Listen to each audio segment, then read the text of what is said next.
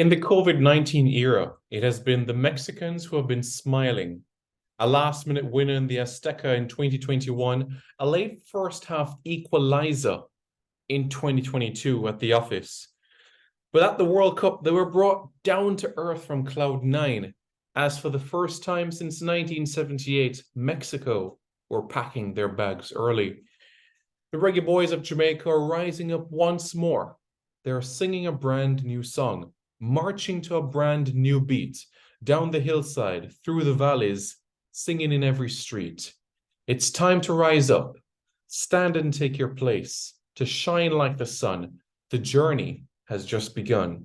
Rise up. Be the best that you can be. Who could forget Taxi's free kick in the 2017 CONCACAF Gold Cup semi-final? Or Ricardo Fulla's left foot against Mexico in 2008 at the office? The ground beneath me shook. Or even back in 1996 when Ian Pepe Goodison broke Mexican hearts. In the Azteca, Hector Wright, Devon Jarrett, Walter Boyd, and Shamar Nicholson have all written their place in history. Who is the next man to join their name in history? From a quartet to a quintet. Well, all of this will be revealed quite shortly. Hello, everyone. Welcome back. Welcome back to Reggae Boys Commentary. How are you guys doing? Well, I certainly hope that you guys are doing well. Welcome to Reggae Boys Commentary. This is the match preview, Mexico against Jamaica. México contra Jamaica en la Liga de Nacional. Sí, en CONCACAF es grande para la Copa de Oro. That's right, Mexico against Jamaica. This game determines the next step in the CONCACAF Nations League. As it stands, Mexico, they sit at the top of the group with 7 points. Jamaica, second position with 5 points. And Suriname, who have completed all of their fixtures, they are at the foot of the table with 1 point. Mexico hosts Jamaica. A Jamaica win not only puts Jamaica at the top of the group, but also it means that Jamaica would advance to the semifinals of the CONCACAF Nations League. So, with that being said now, is this the first time that Jamaica is in a situation of this nature? No. Remember back in 1996 as well, Jamaica were second in the group with Honduras and Vincent and the Grenadines and also Mexico as well. And what happened? What happened on that occasion? Well, guess what? It was Ian Pepe Goodison with that late header that meant that Jamaica topped the group with 13 points. Jamaica topped the group and Mexico was second with 12 points. Compelling, isn't it? Very much so. Absolutely. So, with that being said now, let's talk a little bit about the history, shall we? A little bit about the CONCACAF Nations League. Who are these, you could say, top scorers within the CONCACAF Champions League for Jamaica? Well, let's have a look at that piece of information for you guys, okay? Let's look at it. So, these are Jamaica's goal scorers in the CONCACAF Nations League. Shamar Nicholson and Corey Burke, they're Jamaica's highest goal scorers in the CONCACAF Nations League with 4 goals each. Darren Mattox, 3 goals. Ricardo Morris, 3 goals. Junior Flemings, 3 goals. Leon Bailey, 2. Malik Foster, 2. Alvis Powell, 2. Deva Orgil, 2.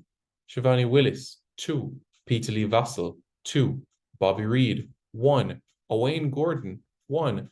Brian Brown, 1. Dane Kelly, 1. Devon Speedy Williams, 1. Ravel Morrison, 1. Lamar Walker, 1. Javan East, 1. And Jamal Lowe, 1. Yep, Jamal Lowe scored his goal against Suriname at the National Stadium. Javan East scored his goal at the Montego Bay Sports Complex against Guyana in 2019. Lamar Walker scored his goal against Aruba. That's right. Ravel Morrison scored his goal against Suriname. That's right. Devon Williams scored his goal against Aruba, which was, yep, at the National Stadium. Dane Kelly scored against Bonaire. That's right. Brian Brown scored against Antigua and Barbuda. Owain Gordon scored against Bonaire. Bobby Reid scored against Antigua. Peter Lee Vassell, he had this wonderful free kick against, that's right, Bonaire, but he also scored against Antigua as well. Shivani Willis also scored against Aruba as well. Deva Orgel scored a brace against Guyana. And guess what? Elvis Pole did the exact same thing as well. You know, Liam Bailey, we know his goals came against Antigua and also against Mexico, right? You know who was Jamaica's first ever goal scorer in the CONCACAF Nations League? Darren Mattocks. Darren Mattocks was Jamaica's first ever goal scorer in the CONCACAF Nations League, as he scored against the Cayman Islands in a 4-0 victory. So Jamaica have scored goals within this competition, and they have scored plenty of them. What about in relation to the record? What has the record been like against the Mexicans overall? Well, if you go online, do not be misled, because you do have some results that are not there online. Many people forget Jamaica's 2-1 victory over Mexico in December of 1995. So that's why I say be careful of the sources that you are reading. Remember, this platform, Reggae Boys Commentary, is about accuracy, reliability, and credibility, and of course, positivity in relation to Jamaican football. So you might see online that Jamaica have only defeated Mexico 5 times, but I can assure you it's more than that. Because remember, Jamaica defeated Mexico back in December of 1995. That was a 2-1 win at home in a national stadium. And guess what? That is not even highlighted online. So that's why it's important to sift, and you will definitely see exactly what I'm talking about there. I know you guys are wondering about the Mexican side of things. What can we say about the Mexican side of things? Well, I'll give you some information in relation to Mexico, and you guys can basically, in a sense, process, and also let me know your thoughts in the comments below. And just a reminder, guys, if you guys haven't already, go ahead and hit the like button. And after you hit the like button, subscribe to Reggae Boys Commentary for more content, all right? So what can I tell you about Mexico? Well, Mexico is known for their 4-3-3 system and their reliance on the wide players. It's Irving Lozano and Vega. Well, Vega is not in the squad, so Irving Lozano will carry a lot of those responsibilities. In their 4-3-3 system that starts with a strong build-out, Mexico's game model is very standard with that 4-3-3. 2 centre-backs split into the half spaces, outside backs will push high, and the midfield triangle remain tightly connected with a single pivot. That pivot player will isolate between a higher position in midfield and dropping in between the center halves. Mexico's midfield does rotate very effectively. If Alvarez, who will play in the 6, steps into the midfield, the player in the box-to-box role will drop deeper to maintain the triangle structure. If Mexico builds out, they'll look to play through the lines and progress the ball near midfield. As the team chooses to attack left, center, or right, the forwards will adjust their positioning to coordinate their width with the sequence of play. If the ball is in the wings, expect the near-sided winger to check towards the ball, the striker to pinch in near the half space, and the far-sided forward to look for opportunities to get in behind as well. Now, if the play is being built centrally, look for the 2 wingers to maintain their width, at least initially at the start of the contest. L3 will look to stretch the back line of the opposition in an attempt to get them behind. If the opposition's back line, Jamaica, remains narrow, I don't expect it to be narrow, but if it does, which Mexico will try to do, Mexico will look to play into the wingers, either looking for them to engage in 1v1 duels or drive them inside to create the overlaps for the oncoming outside backs. Once Mexico gets into the final third of the pitch, they'll look to push numbers into the box as well. They routinely get at least 3 players into the box, sometimes even more, overloading centrally to increase their chances of latching onto a service. So this was something that was spoken about, especially even during the World Cup, there was a clever example just before the World Cup where they took on Colombia, where there was a clever dummy of a through ball that got Mexico behind the back line, leading to their second game of the contest against Colombia. Now, in terms of Mexico's attacking tactics, what I will say is that when they get into the final third, or really the box, sometimes there may be some issues. And that's what happens without, having a Chicharito, which is goal poaching ability. They might struggle from those central areas. That is why, again, the reliance will be on Chucky Lozano and Jimenez. A huge, huge, huge, huge factor on that. What about the defensive side of things? What can we expect from Mexico from that angle? Well, we can expect Mexico to use a high press in certain situations, but there are times in games where they will have a transition, and we could see them drop to a 4-4-2 mid block with an aging midfield that can't play a box-to-box game. Those compact lines will create easier backtracking opportunities for Mexico. Now, the mid block takes care of one vulnerability, namely, an aging squad with the inability to play an end-to-end game. It should also help Mexico's box defending. With the midfield sitting a little bit deeper, they should offer better support for the backline and better track numbers into the box. They did have an issue tracking runners in the match against Colombia, as well as other matches that they had, during the World Cup as well, and, lapses in concentration from the Mexican standpoint. So this has been imperative. I spoke about transition, and they're a very good team on the transition. Very good team when they transition. In the transitions, it's done quickly, effectively, and there's no time for you to settle from that standpoint. That is why, from the standpoint, the Mexicans, they will look good in their transitions. It's about how to ensure that this aspect of things is covered effectively. So that will be the important standpoint in things. So the hope is that we can be able to help them feel this comfortable, even on their home turf, right? What are the rankings like? Well, I'll show you what the rankings are like. These are what the rankings are like at this point in time. So Mexico, they're 15th in the world. Jamaica, 64th in the world. Mexico, second in CONCACAF right now, while Jamaica are 6th in CONCACAF at this point in time. So this is where things stand right now in CONCACAF. Look here, guys. You got USA, you got Mexico, you got Canada. And who are the next three in CONCACAF? Costa Rica, Panama, Jamaica. Interesting, eh? Well,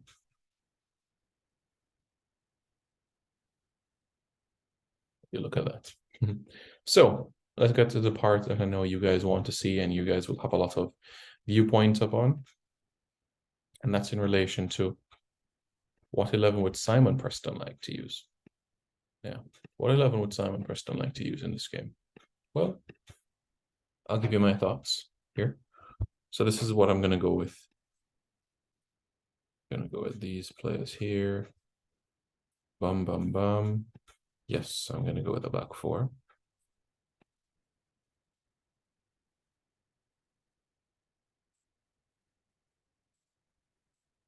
Yes, I'm going to go with a back four. Okay, so this is what we're going to do. 4.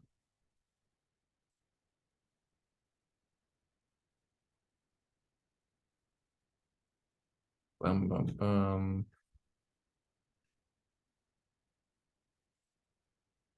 This is what we're going to do. Yeah. So this is what I've gone with for this encounter in particular. All right. Who am I going to have between the sticks? Initially, I said Kanaya, but as you know, Kanaya not available for this contest. So who am I going to go with for this game? Well, for this game, I'm going to go with Jamali. Wait. Centre halves, Ethan Pinnock. That's one. And who's the other? Damian Lowe. Left back, I'm going to go with Amari Bell. At right back, I'm going to go with somebody that has played at the Azteca twice already, and that is Adrian Joseph Mariappa. I'm going to give John Russell his debut. No, I don't want Daniel Johnson to be occupying a position like a defensive midfielder, but I expect him to be mobile. Collect ball and distribute. Collect ball, distribute, collect it and give it to Ravel. So you guys know a Ravel in that number 10 position. And the front three that I've gone with, it's Leon Bailey. I've gone with Jamal Lowe. And through the middle, I've gone with Shamar Boza Nicholson. Players who have played at the Azteca Stadium already. Quite a few players have played at the Azteca already, right? Damian Lowe has played at Azteca already. So has Adrian Joseph Mariappa. So has Ravel Morrison, not for Jamaica, but he's played there when he was playing in La Liga MX, right? Shamar Nicholson has played there already, right? So that's 4. You see what I'm saying? And you have Jabane Brown that has played there already as well. We've had quite a number of players play there. I think the experience that this man will bring is important. Very important, which is why I have him in that position. So this is what I've gone with for the game. My expectation is that, when you have the Mexicans that will set up, but this is what the Mexicans are going to look like.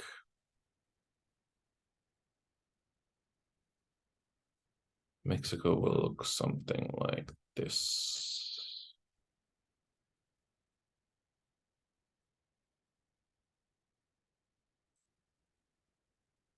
Yeah, Mexico will look like that. But when they're in possession, they're going to bring numbers with them, especially Alvarez. What happens when they bring numbers forward with them as well? John Russell will assist, and sometimes Jamaica will appear like they have a back three in certain moments, but not always. But Damian Lowe and Ethan Minnock. This is what Mexico wants. Mexico wants the Jamaicans to be narrow. This is what Mexico wants. And while it's something that Jamaica could do, they will be mindful about this if it becomes a trend, especially up to the midway point of the first half. As Mariappa will have the ability to tuck in inside to ensure that there's nobody there. But you might say, okay, but Irving Lozano will have acres of space here. Yes. And from that situation, Leon Bailey will have a responsibility as well. And sometimes it'll mean that Russell will just have to screen and narrow the area. And I have full trust and faith if Irving Lozano just whips across into the box, Jamali Wade will be there to mop it up. That's my thoughts about the situation. So that's the 11 I've gone with. Well, you guys can let me know your thoughts in the comments below. Let me hear your 11. Let me hear your team. Let me hear, the team that you guys have gone out with. I'm eager to hear what you guys have to say. Let me know your predictions in the comments below, guys. Let me know your predictions in the comments below. Let's hear what you guys have to say. What's your scoreline? I'm going to go with Jamaica 2, Mexico. So Jamaica 2, Mexico 1. That's what I'm going with. Let's create history. Let's create some waves. Let's write another piece of history in Jamaican football history. Let's go. Reggae Boys fans, thanks for tuning in. Don't forget to hit the like button right now and subscribe to Reggae Boys Commentary for more content. All right, guys. See you soon.